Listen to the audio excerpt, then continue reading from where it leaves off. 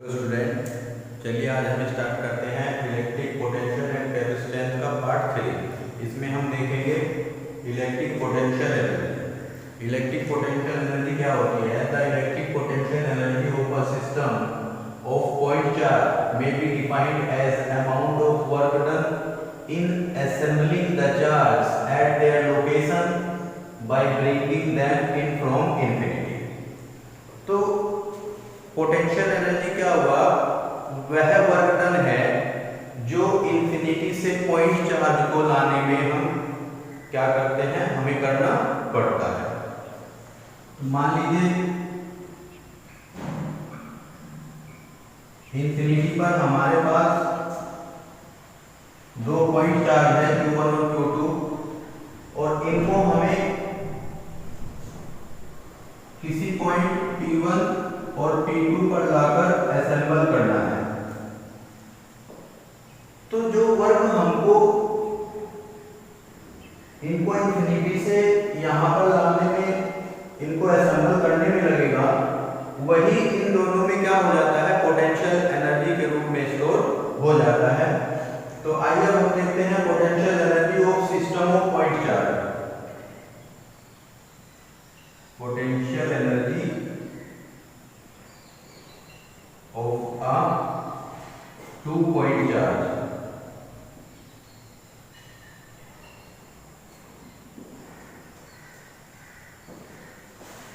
तो हमने सपोज कर लिया कि Q1 और Q2 हमारे पास दो पॉइंट चार्ज है जो कि कहां पर है, इंफिनिटी पर है। तो पहले हम क्या काम करते हैं, और यहां ये एज्यूम किया जाता है कि कोई इलेक्ट्रिक फील्ड नहीं है। तो जब हम चार्ज Q1 को इंफिनिटी से लाएंगे और पॉइंट P1 पर पहुंचाएंगे, तो यहां कोई इलेक्ट्रिक फील्ड न होने की वजह से जो हमारा वर्क डन होगा W1 वो क्या होगा, 0 होगा। तो इस चार्ज Q1 को पॉइंट P1 तक लाने में हमें 0 वर्क करना पड़ा। क्यों? क्योंकि यहाँ पर कोई इलेक्ट्रिक फील्ड नहीं है जिसके अगेंस्ट हमको वर्क करना पड़े। तो इस तरह से हम क्या देखते हैं, जो Q1 चार्ज होगा हमारा, उसकी पोटेंशियल एनर्जी भी क्या होगी, 0 होगी, क्योंकि इसको यहाँ तक लाने में कोई वर्क नहीं किया गया।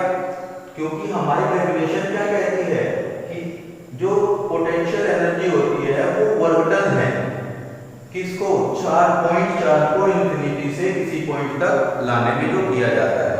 अब यहाँ वर्क डन क्या हुआ, 0 हुआ, क्योंकि कोई एक्सटर्नल फील्ड नहीं थी। तो इसलिए जो हमारा वर्क डन होगा चार्ज Q1 को P1 तक लाने में वो 0 होगा। इसी प्रकार से कहा जाता है कि सिंगल चार्ज की पोटेंशियल एनर्जी भी क्या होती है, 0 होती है। यानी कि सिंगल चार्ज की कोई पोटेंशियल एनर्जी नहीं होती। तो पोटेंशियल एनर्जी जो होती है वो सिस्टम ऑफ पॉइंट चार्ज की होती है। अब मान लीजिए इनके बीच की डिस्टेंस कितनी है, R12, यानी कि 1 से 2 के बीच की जो डिस्टेंस है वो हमने मान ली कितनी है, R12 है। अब Q1 को हम ले आए। अब इस पॉइंट P पर जो चार्ज Q1 है वो पॉइंट P2 पर एक पोटेंशियल जनरेट करेगा। तो पोटेंशियल निकालेंगे हम, potential at P2 due to Q1। तो चार्ज Q1 पॉइंट P2 पर एक पोटेंशियल जनरेट करेगा V1, वो क्या हो जाएगा, K Q1 बाई R1, जहां K क्या है हमारा 1/4 पाई एप्सिलॉन नॉट। अब हम क्या काम करते हैं, अब हम पॉइंट चार्ज Q2 को लाएंगे और कहां पर असेंबल करेंगे, P2 पर। अब यहां पर एक ये जो चार्ज Q1 है ये एक फील्ड जनरेट कर लेगा जिसके अगेंस्ट हमको Q2 को लाने के लिए वर्क करना पड़ेगा। तो वर्क डन निकालेंगे हम चार्ज Q2 को इंफिनिटी से पॉइंट P2 तक लाने में, और यहाँ असेंबल करने में, इतनी डिस्टेंस पर इसको असेंबल करने में हमें इसके अगेंस्ट जो चार्ज Q1 है उसका जो पोटेंशियल जनरेट हुआ है यहाँ, तो ये एक फील्ड जनरेट कर लेगा जिसके कारण हमको जो है यहाँ पर चार्ज Q2 को रखने में वर्क करना पड़ेगा। अब वो वर्क जो है कैसे निकालेंगे हम, वो वर्क जो है हमारा क्या होगा, पोटेंशियल इनटू चार्ज। जैसे पोटेंशियल की डेफिनेशन से पोटेंशियल क्या होता है, वर्क बाय चार्ज, तो यहां से वर्क डन क्या हो जाएगा, पोटेंशियल इनटू चार्ज। तो वर्क डन क्या निकला हमारा, पोटेंशियल इनटू चार्ज। पोटेंशियल क्या है, V1 है और चार्ज क्या है, Q2 है। तो W2 क्या हो जाएगा, V1 क्या है हमारा KQ1 by R12 into Q2। तो W2 क्या हो जाएगा हमारा KQ1 Q2 by R12। अब W1 और W2 जो वर्क डन है, जो कि करना पड़ा है हमको इनको इंफिनिटी से यहाँ असेंबल करने में, वही इन पॉइंट चार्ज में क्या हो जाता है, पोटेंशियल एनर्जी के रूप में स्टोर हो जाता है। तो अगर पोटेंशियल एनर्जी निकाले हम, पोटेंशियल एनर्जी, तो पोटेंशियल एनर्जी को U से जनरेट किया जाता है, U से डिनोट किया जाता है, और U क्या हो जाएगी, वो हो जाएगा हमारा work done W1 plus W2। W1 क्या है हमारा 0 है, तो W2 कितना है K Q1 Q2 by R1। तो potential energy of a 2 point charge की क्या हो जाएगी, K Q1 Q2 by R1। देखते हैं potential energy of 3 point charge. अभी हमने देखा था कि 2 पॉइंट चार्ज को इंफिनिटी से किन्हीं पॉइंट पर R12 डिस्टेंस पर असेंबल करने के लिए जो टोटल एनर्जी थी वो सम ऑफ वर्क डन थी। तो अब हम देखते हैं कि 3 पॉइंट चार्ज के लिए क्या हो जाएगी। तो Q1 Q2 हमारे पास चार्ज थे और तीसरा चार्ज क्या, पॉइंट चार्ज क्या मान लिया हमने कि Q3 है। अब जैसे Q1 को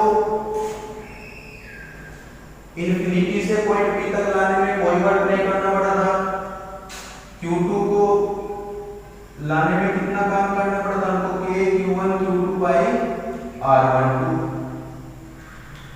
तो अब हम देखते हैं कि Q3 पर जो पॉइंट P3 है उस पर चार्ज Q1 और चार्ज Q2 पोटेंशियल जनरेट करेंगे।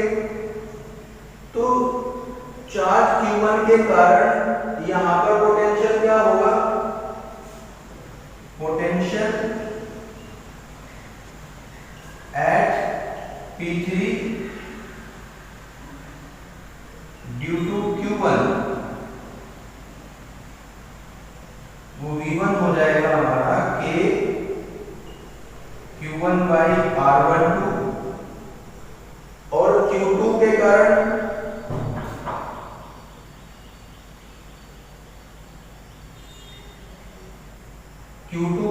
क्या हो जाएगा, K Q2 by R23 due to Q2। ये किसके कारण है, चार्ज Q2 के कारण पॉइंट P3 पर पोटेंशियल है। तो नेट पोटेंशियल अगर हम निकालें एट P3 तो क्या हो जाएगा, इन दोनों का सम हो जाएगा V1 प्लस V2। तो यहां से आ जाएगा हमारा K कॉमन हो जाएगा, Q1 by R12 plus Q2 by R23। तो पॉइंट P3 पर Q1 और Q2 के कारण जो पोटेंशियल है वो कितना हो गया, K Q1 by R12 plus Q2 by R23, ये दोनों में कॉमन है। तो चार्ज Q3 को इंफिनिटी से लाने में जो वर्क करना पड़ेगा, हमने मान लिया वर्क डन कितना है, W3 है, तो क्या होगा, potential at P3 due to Q1 and Q2 into charge Q3। तो पॉइंट P3 पर जो Q3 को लाने में वर्क किया जाएगा वो किसके बराबर होगा, potential at P3 due to Q1 into Q2 and multiply charge Q3। तो ये है हमारा कि Q1 by R12 plus Q2 by R23 into Q3। तो W3 हो जाएगा कि Q1 Q3 by R12 plus Q2 Q3 by R23। तो अगर पॉइंट हम टोटल पोटेंशियल एनर्जी की बात करें तो टोटल पोटेंशियल एनर्जी क्या हो जाएगी हमारे पास, K Q1 Q2 by R12 plus K Q1 Q3 by R12 plus Q2 Q3 by R23। तो इसको हम लिखेंगे K सभी से common, Q1 Q2 by R12 plus Q1 Q3 by R12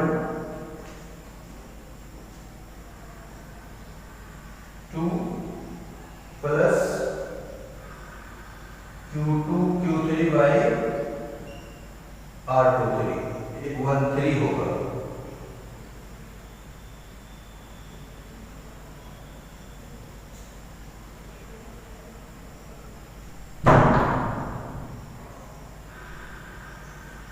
R13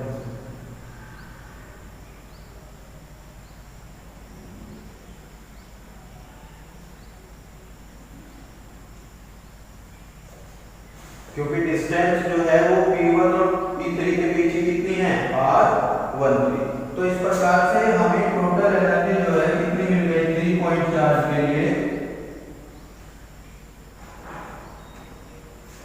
तो अगर हम इसको n पॉइंट चार्ज के लिए निकालें, फॉर n पॉइंट चार्जेस, तो n पॉइंट चार्ज के लिए हम K into summation all pair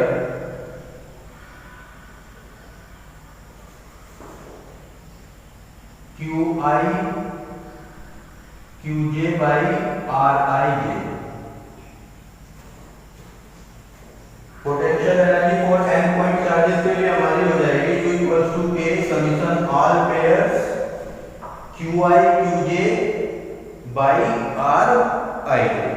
तो इससे हम n पॉइंट चार्ज की पोटेंशियल एनर्जी फाइंड आउट। जैसा कि हमने देखा कि जब एक्सटर्नल फील्ड नहीं थी तो सिंगल चार्ज को इंफिनिटी से किसी पॉइंट तक लाने में हमें कोई वर्क करना नहीं पड़ा था, क्योंकि यहाँ पर कोई एक्सटर्नल फील्ड नहीं थी जिसके अगेंस्ट हमको वर्क करना पड़े। अब देखते हैं पोटेंशियल एनर्जी इन एक्सटर्नल फील्ड। तो अब क्या हो गया, यहाँ पर एक एक्सटर्नल फील्ड पहले से ही आ गई है। तो अगर हम किसी पॉइंट चार्ज को इंफिनिटी से इस एक्सटर्नल फील्ड में लाएंगे तो अब ये एक्सटर्नल फील्ड के कारण जो है यहाँ पर एक पोटेंशियल होगा V1।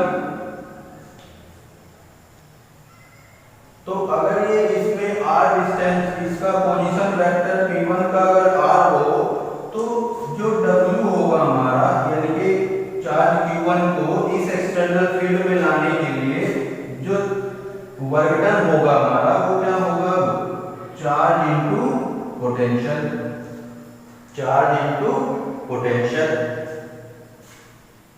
तो अब जो है हमको इसकी पोटेंशियल एनर्जी, अब इसको इंफिनिटी से एक्सटर्नल फील्ड के किसी पॉइंट पर लाने के लिए वर्क डन जो है 0 नहीं हुआ।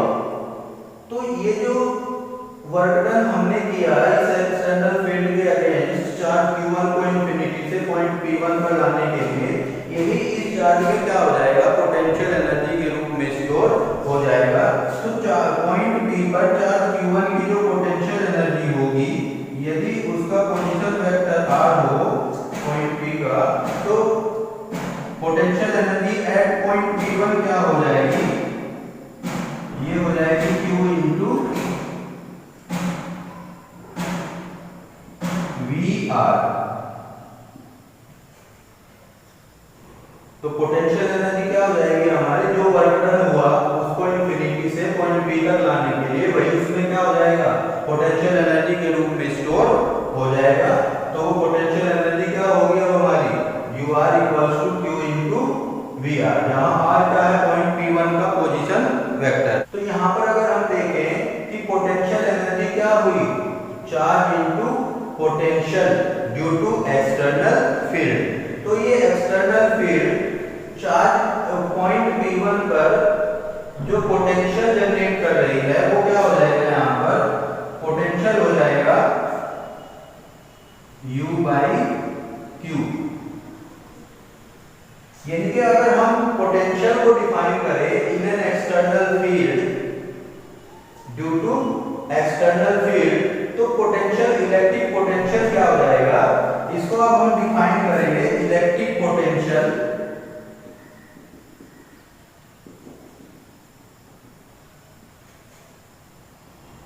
Defined as the potential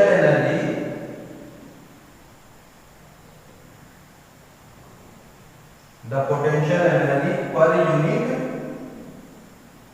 charge. तो किसी एक्सटर्नल फील्ड में, एक्सटर्नल इलेक्ट्रिक फील्ड में अगर हम पोटेंशियल की बात करेंगे, तो वो क्या हो जाएगी, potential energy per unit charge. तो ये अब हमको इलेक्ट्रिक पोटेंशियल की एक नई डेफिनेशन मिल गई कि किसी एक्सटर्नल फील्ड के कारण जो पोटेंशियल जनरेट होगा, वो क्या होगा, potential energy per unit charge. तो V equals to U by Q, जहां U क्या है, पोटेंशियल एनर्जी है किसकी, चार्ज q1 को इंफिनिटी से इस एक्सटर्नल फील्ड में लाने के लिए एट p1। देखते हैं potential energy in an external field for a system of point charge. अभी देखा हमने कि सिंगल चार्ज को इंफिनिटी से एक्सटर्नल फील्ड के किसी पॉइंट पर लाने के लिए जो पोटेंशियल एनर्जी थी, वो क्या थी हमारी, Q1 V1, जिसका पोजीशन वेक्टर क्या था, R1। अब देखेंगे हम सिस्टम ऑफ पॉइंट चार्ज के लिए। तो मान लेते हैं कि ये एक एक्सटर्नल फील्ड है, तो इसमें पॉइंट P1 पर चार्ज Q1 को, जिसका पोजीशन वेक्टर क्या है, R1, तो इंफिनिटी से चार्ज Q1 और Q2 को हम लाएंगे। तो चार्ज Q1 को इंफिनिटी से पॉइंट P तक लाने में जो वर्क डन करना पड़ा हमको W, वो क्या है, W इक्वल्स टू क्या होगा, Q1 V1 R1, जहां R1 क्या है, पॉइंट P का पोजीशन वेक्टर है। तो यही इसमें क्या होगा, पोटेंशियल एनर्जी के रूप में स्टोर हो जाएगा। तो पोटेंशियल एनर्जी, ये हम टोटल वर्क डन की बात कर लेते हैं। तो पॉइंट P पर Q1 को लाने के लिए जो वर्क डन होगा W1, वो क्या होगा, Q1 V1, जहां R1 क्या है, पोजीशन वेक्टर है P1 का। अब चार्ज Q2 को लाते हैं पॉइंट P2 पर, जिसका पोजीशन वेक्टर क्या है, R2। तो यहां तक लाने में जो वर्क डन होगा W2, वो क्या होगा, Q2 इंटू V2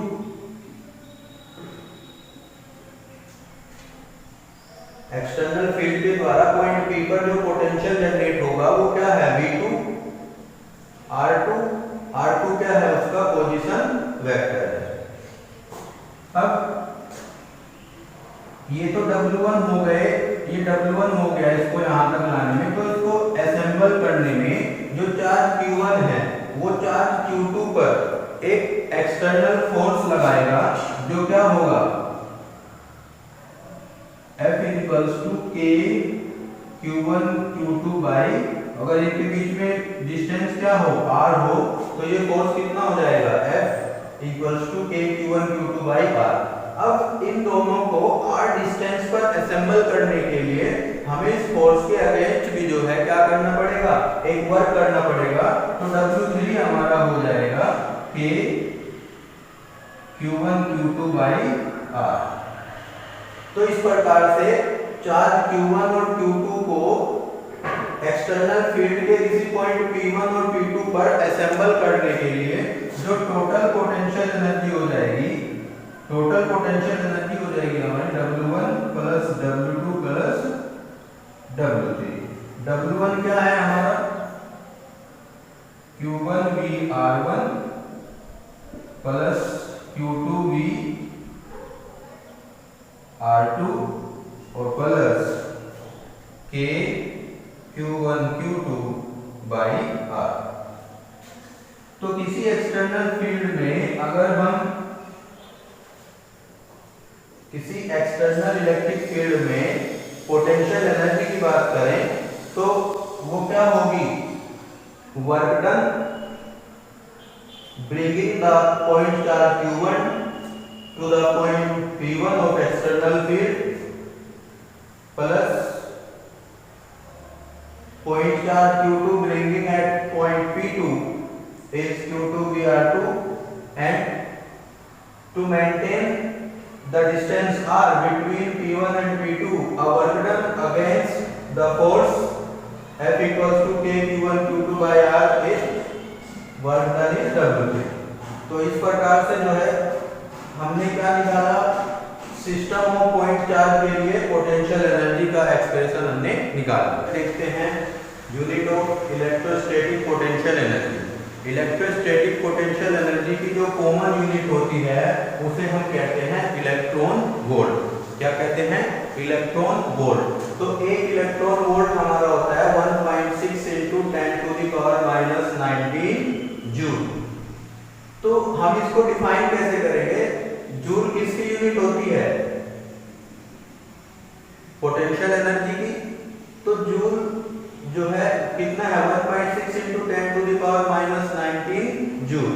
तो हम डिफाइन कैसे करेंगे, one electron volt is the potential energy gain और loss by electron in moving in the potential difference. Multiple and sub multiple of electron volt हो जाएंगे 1 MeV, इसको बोलेंगे मिली इलेक्ट्रॉन वोल्ट, जिसमें 10⁻³ इलेक्ट्रॉन वोल्ट होते हैं। तो अगर हम इसको इस फॉर्म में कन्वर्ट करें तो ये हो जाएगा 1.6 × 10⁻⁻19 और -3 हो जाएगा 10⁻⁻22 जूल।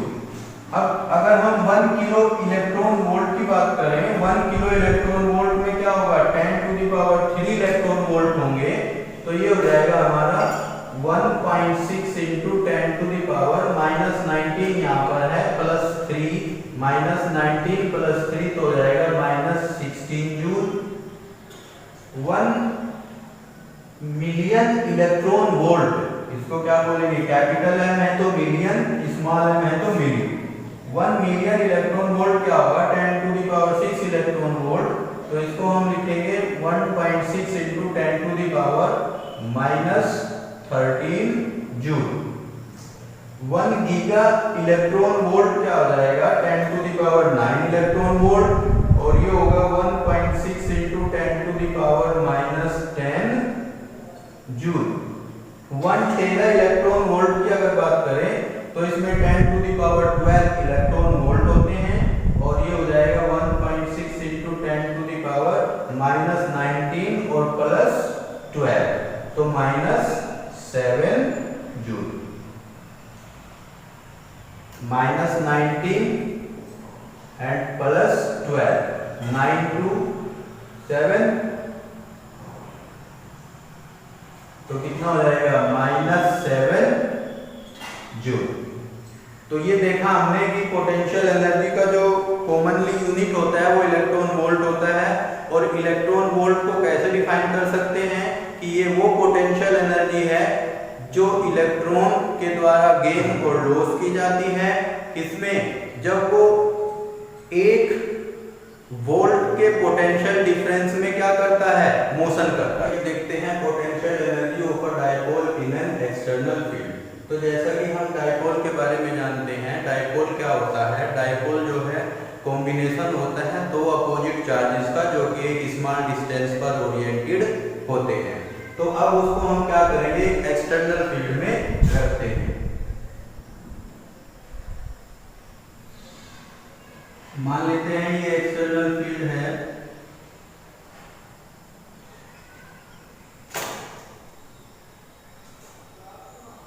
और इसमें हमारा डायपोल मोमेंट, डायपोल रखा हुआ है, इलेक्ट्रिक डायपोल, ये -q चार्ज है और ये +q चार्ज है, और इसकी जो डायरेक्शन है इलेक्ट्रिक फील्ड के साथ ये थीटा एंगल पर रखा हुआ है। अब इस इलेक्ट्रिक फील्ड के कारण इस पर एक फोर्स काम करेगा इलेक्ट्रिक फील्ड की डायरेक्शन में +QE, और एक अपोजिट डायरेक्शन में फोर्स काम करेगा -QE। अब प्लस चार्ज पर +QE फोर्स और माइनस चार्ज पर -QE फोर्स, तो ये जो फोर्स का एक कपल बना, ये क्या काम करता है, इसमें डिस्टेंस कितनी है 2a, डायपोल की डिस्टेंस कितनी है 2a। तो ये जो कपल है ये क्या काम करता है, इस डायपोल को रोटेट करने लगता है। तो जब रोटेट करने लगता है तो यहाँ पर ये कपल जो है एक टॉर्क जनरेट करेगा। अब वो टॉर्क क्या होगा, टॉर्क जो है होगा फोर्स इनटू परपेंडिकुलर डिस्टेंस। अब 2a की डायरेक्शन में अगर हम 2a का अगर हम कंपोनेंट निकाले थीटा की डायरेक्शन में, तो ये क्या हो जाएगा 2a cos थीटा, और परपेंडिकुलर डायरेक्शन में क्या हो जाएगा 2a sin थीटा। तो ये कपल जो है क्या काम करता है, इसको एक टॉर्क जनरेट करेगा, और उस टॉर्क को कैसे दिया जाएगा, फोर्स इनटू डिस्प्लेसमेंट, और ये क्या होता है, परपेंडिकुलर होता है, परपेंडिकुलर। तो फोर्स है हमारा QE, और परपेंडिकुलर डिस्टेंस क्या है 2a sin थीटा। तो टॉर्क हमारा हो जाएगा Q इंटू 2a को क्या कह सकते हैं हम, Q इंटू 2a होती है dipole moment, Q into 2a होती है डायपोल मोमेंट, और इसे किससे डिनोट करते हैं, P से। तो Q इंटू 2a हमारी डायपोल मोमेंट हो गई, तो हम इसको कहेंगे PE sin थीटा। तो टार्क हमारा हो गया PE sin थीटा। अब ये टार्क क्या काम करेगा, इसको रोटेट करेगा। तो अगर ये रोटेट होना स्टार्ट कर देता है और d थीटा एंगल रोटेट हो जाता है, कितना रोटेट हो जाता है, d थीटा एंगल रोटेट हो जाता है, तो यहाँ पर कुछ वर्क डन होगा।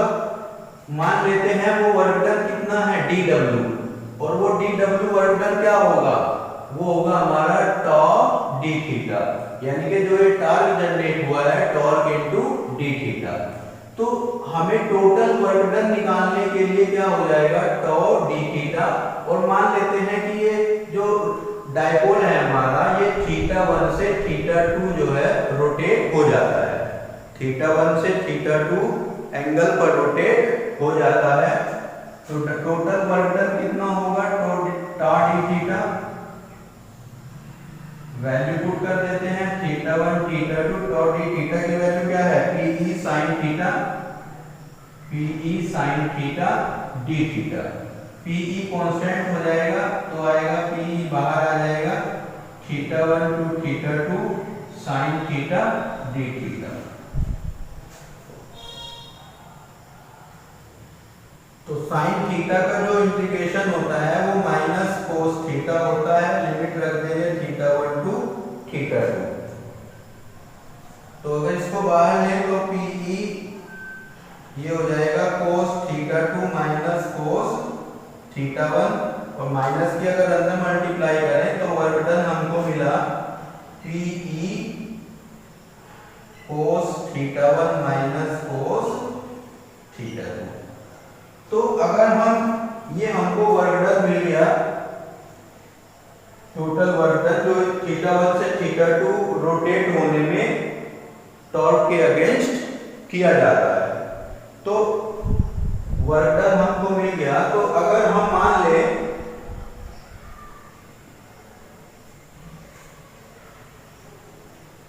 इनिशियली मान ले हम कि हमारा जो डायपोल है वो 90 डिग्री पर एंटर करता है और θ2 को थीटा ले लें, तो वर्क डन क्या हो जाएगा PE θ1 cos 90 minus cos theta.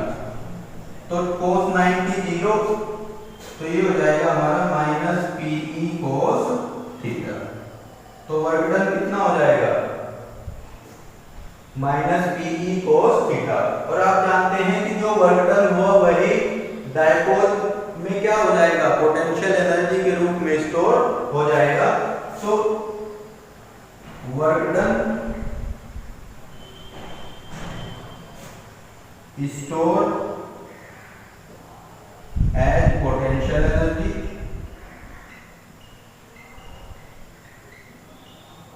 इन डायपोल। तो U हमारा क्या हो जाएगा minus PE cos theta. U equals to क्या हो जाएगा माइनस पीई cos थीटा, जहां P क्या है डायपोल मोमेंट है, E क्या है एक्सटर्नल फील्ड है, और थीटा क्या है हमारा जिस एंगल पर वो क्या कर रहा है एंटर कर रहा है।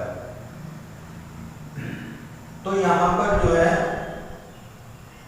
3 केस अराइज होते हैं।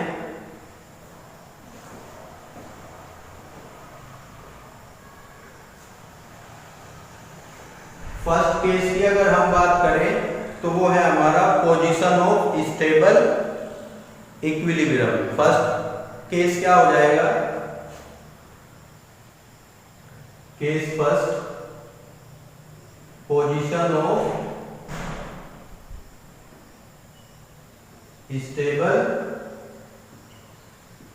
इक्विलिब्रियम। इसमें क्या होगा जो थीटा है हमारा वो 0 डिग्री हो जाएगा। क्या हो जाएगा केस फर्स्ट में पोजीशन ऑफ स्टेबल इक्विलिब्रियम में थीटा इक्वल्स टू 0, तो जो पोटेंशियल एनर्जी होगी हमारी माइनस पीई cos 0 डिग्री, और cos 0 का मान कितना होता है 1, तो जो पोटेंशियल एनर्जी है हमारी वो क्या हो जाएगी माइनस पीई। केस सेकंड की बात करते हैं।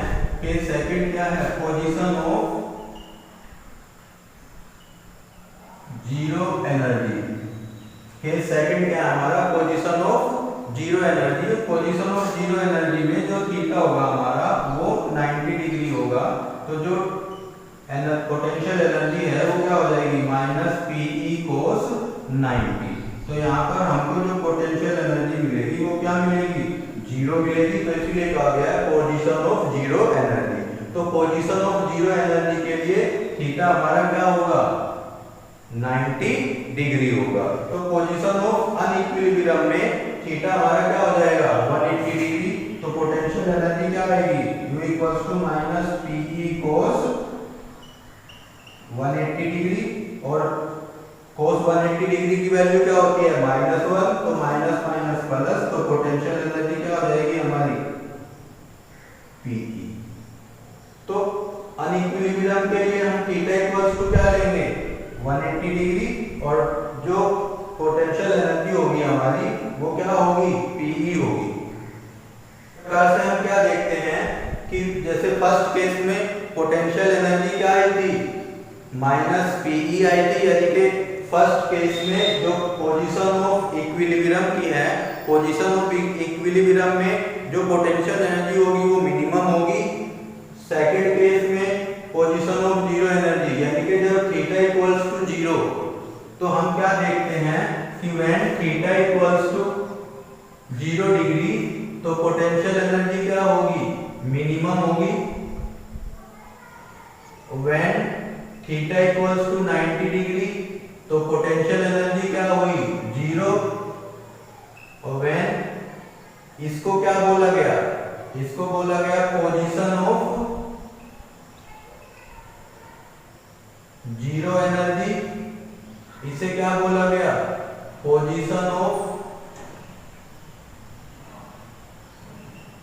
इक्विलिब्रियम। और when theta equals to 180 degree तब जो हमारा यू आया वो क्या आया, पीई, यानी कि ये क्या होगी, मैक्सिमम होगी। और इसे क्या बोला गया, पोजीशन ऑफ अनइक्विलिब्रियम,